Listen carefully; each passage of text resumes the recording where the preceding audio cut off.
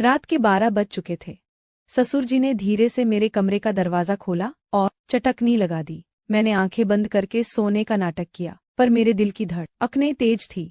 मुझे अंदाजा था कि वह क्यों आए हैं, पर मैंने खुद को रोका और बस चुप रही। उस रात जो हुआ वो मेरी जिंदगी का एक नया मोड़ था। तो मेरा नाम सानिया है, उम्र 24 साल, और मैं अपने ससुर जी के साथ लखनऊ के एक पुराने मोहल्ले में रहती हूँ।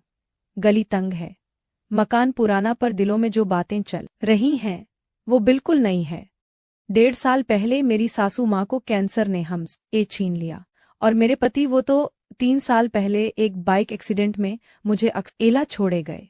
तब से मैं और ससुर जी बस एक दूसरे के सहारे इस छोटे से घर में जिंदगी काट रहे हैं। मैं दिन भर एक कॉल सेंटर में काम करती हूँ और घर लौटकर खाना पीना बाजार सब संभालती हूँ। ससुर जी पहले बर्थडे रबदार इंसान थे। मोहल्ले में उनकी बात का वजन था। हर शाम चौपाल पर दोस्तों के साथ हंसी हाक, पुराने किस्से और उनकी आवाज से गली गूंजती थी। पर सासू माँ के जाने के बाद वह जैसे खामोश हो गए। दिन भर अपने कमरे में या फिर टीवी के सामने पुराने क्राइम शो देखते। उनकी आंखों में एक अजीब सा दर्द था जो मुझे रातों को सोने ना देता। मैं सोचती, क्या मैं उनके इस दर्द को हल्का कर सकती हूँ?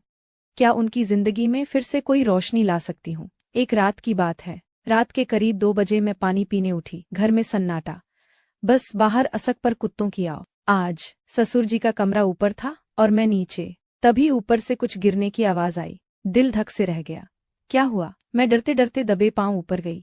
उनका दरवाजा हल्का सा खुला था। मैंने चुपके से झांका। ससुर जी अपने मोबाइल की टॉर्च जला रखी थी। उनके एक हाथ में मोबाइल था और वह कुछ देख रहे थे। दूसरा हाथ छोटा पप्पू था शायद। तभी उनके हाथ से पास में रखी गिलास नीचे जमीन पर गिर गई, लेकिन उनको पता नहीं चला। ससुर जी वीडियो देखकर पप्पू के सर की मालिश कर रहे थे, इसलिए मैं वहीं रुकी रही और बिना कोई आवाज किए उन्हें देखती रही। कुछ देर बाद जब पप्पू की अच्छे से मालिश हो गई, मोबाइल साइड में रख दिया और वैसे ही लेट गए। मैं धीरे से वहां से हटी और नीचे अपने कमरे में आ गई। नीचे आकर जो मैंने देखा और महसूस किया, उस पर यकीन नहीं हो रहा था कि ससुर जी ऐसा कर सकते हैं। लेकिन फिर सोचने लगी है कि ये तो स्वाभाविक ही है, इसमें कुछ ज्यादा सोचने जैसा नहीं है। दिल में जैसे कोई तार छिद्दा गया। ससुर जी अकेलेपन से लाड़ रहे थे, पर अपने दर्द को छुपा रहे थे। मैं सोचने लगी, क्या मैं उनके लिए कुछ कर सकती हूँ? क्या मैं उन्हें वो एहसास दे सकती हूँ जो अब उनके दिल में कहीं खो गया है? अगली सुबह मैंने फैसला किया कि कुछ तो करना पड़ेगा।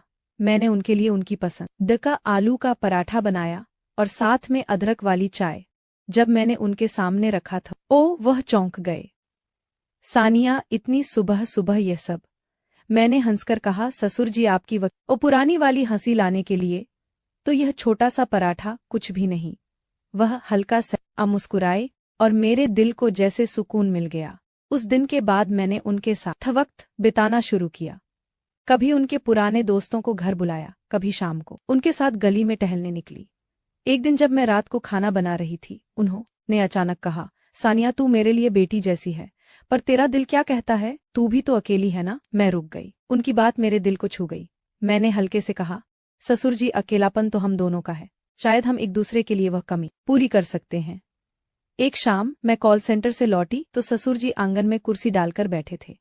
मैं उनके पास गई और बोली, ससुर जी आप, याद है आप कहा करते थे कि जिंदगी एक नदी है जो बहती रहती है। वो मुझे देखकर बोले, हाँ, पर अब तो मेरी नदी सूख सी गई है। मैंने उनका हाथ पकड़ और कहा, तो चलिए हम इस नदी में फिर से पानी भरते हैं। हम दोनों एक दूसरे के लिए वो बारिश बन सकते हैं। उस रात जब घर की बत्तियां बुझ गई, मैंने देखा ससुर जी मेरे कमरे के पास खड़े थे। उनकी आंखों में एक हिचक थी, पर एक अनकही बात भी। मैंने पूछा, ससुर जी सब ठीक? वो चुप रहे, फिर धीरे से बोले, सानिया, तूने आज जो कहा वो मेरे दिल में उतर गया। मैं तुझमें अपनी बेटी देखता हूँ, पर शायद कुछ और भी। मेरे दिल की धड़कन तेज हो गई। मैंने हल्के से कहा, ससुर जी, हम दोनों ने बहुत कुछ खोया है, पर शायद हम एक दूसरे में वो सुकून ढूंढ सकते हैं जो हमें चाहिए। लोग क्या कहेंगे, यह सोचकर तो जिंदगी रुकती नहीं। उन्होंने मेरा हाथ थामा। उनकी हथेली में एक गर्माहट थी जो मेरे दिल तक गई। वो बोले, सानिया, यह रास्ता आसान नहीं। मैंने मुस्कुरा कर कहा, ससुर जी, जो आसान होता है उस समय मजा कहाँ। बस आप मेरे साथ रहें, फिर देखिए कैसे जिंदगी फिर से हंसने लगती है। उस रात हमने प्यार किया, एक दूसरे के साथ बैठकर पुरानी बातें की। सासू माँ के किस्से, मेरे पति की शरारतें और वह पुराने दिन जब घर में हंसी गूंजती थी। पर उस रात कुछ बदल गया। ससुर जी की आंखों में वो खालीपन कम हो गया और मेरा दिल वो भी जैसे हल्का हो गया। अगले दिन जब मैं दफ्तर से लौटी तो ससुर जी ने मेरे लिए मेरी पसंद की कचौड़ी बनाई थी। सानिया, आज तुझे कुछ तीखा खाना चाहिए, उन्होंने हंसकर कहा। मैंने जवाब दिया, ससुर जी आपने तो मेरी जिंदगी में पहले ही तड़का डाल दिया। वो एक नई शुरुआत थी। ना कोई नाम, ना कोई रिश्ता, बस दो दिल जो एक दूसरे का सहारा बन गए। बाहर की दुनिया वहीं थी, लोग, उनकी बातें, उनका शोर, पर हमारे घर में एक नई सुबह थी जहाँ रिश्ते नहीं बस एहसास थे। तो दोस्तों, अगर मेरी कहानी ने तुम्हारे दिल में कुछ हलचल मचाई हो तो चुपके से मत बैठो, एक झक्कास लाइक ठोक दो, सब्सक्राइब करो जैसे मेरे दिल को छू रहे हो।